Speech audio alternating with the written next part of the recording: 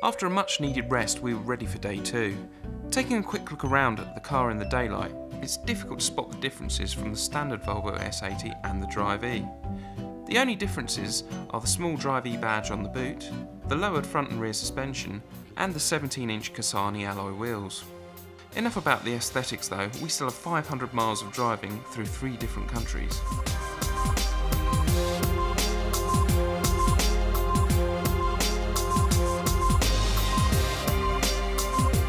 Back on the French roads, we were slipping into the comfortable routine of maintaining low revs per minute to maximise our mileage. Today's plan was to head from Metz to Basel, where we would cross the border into Switzerland.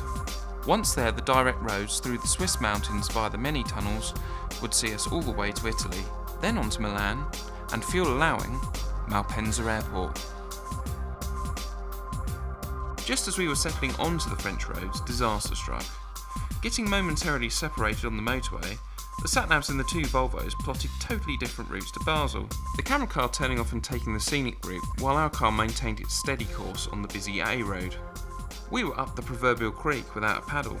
With no camera car we couldn't film our progress, but neither could we turn back as the next junction was miles away, and the effect on the fuel consumption could end our hopes of getting to Milan. After some frantic phone calls and rerouting, we agreed it would be easier to continue onwards and meet up at the Swiss border. After what felt like an eternity apart, we were finally reunited with the camera car at Basel. It seemed that the scenic route was in fact the quicker route, as they'd been waiting there for nearly 30 minutes. But at what cost to their mileage? We're currently at 340 mile range. According to the sat-nav, we've got another 225 miles to go to Milan. But I have to say, it's such a relief to see the other team, and I'm looking forward to carrying on together now.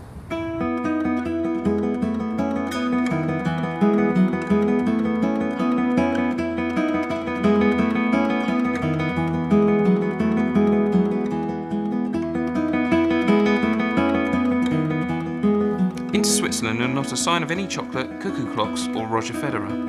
In fact, due to the Swiss method of combating the Alps, the only thing we were privy to seeing was the inside of many tunnels. Not that we were complaining. The sound of the diesel is definitely amplified in the tunnel, but in general it's a really smooth unit. I mean, it is a bit clattery first thing in the morning, but for a car that's producing this amount of MPG, I mean, we're doing 55.5 to the gallon. I think that's pretty impressive and a pretty smooth unit here, the 1600 diesel.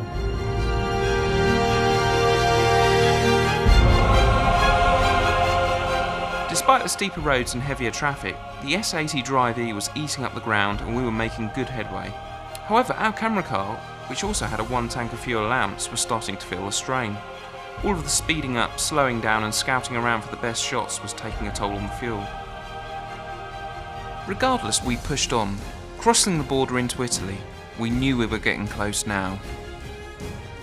Right, there's just 56 miles to go until Milan, and I think we've got every reason to feel quite smug.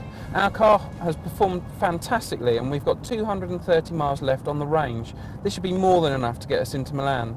However, our focus has now moved on to the support car, which is filming us, which has obviously gone slower and faster just to try and keep up and keep a regular view of our car.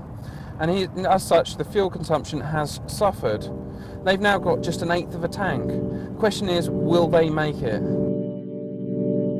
It seemed that 1/8 of a tank was an optimistic guess. Just 12 miles from Malpensa Airport, the camera car decided to bail. The fuel was gone, they were out of the game. Pulling over on Italian motorways is pretty scary at the best of times, so the crew were mighty appreciative that Volvo had supplied the jerrycan with extra diesel. It was sad that the camera car had failed the challenge, but our car had absolutely smashed it. The journey had been trying at times, eventful at others, but always rewarding. The Volvo is a quite brilliant long-distance cruiser, both comfortable and economical. This felt like a real sense of achievement, and something I wouldn't forget about in a long time. So we made it, we're here at Milan Malpensa Airport. Sport cars didn't, as you may have already guessed.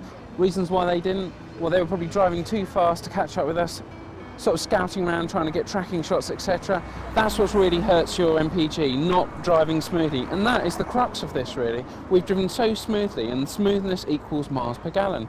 That's the big summary of this story. If you drive smoothly, a small engine in a big car really can work and produce big results.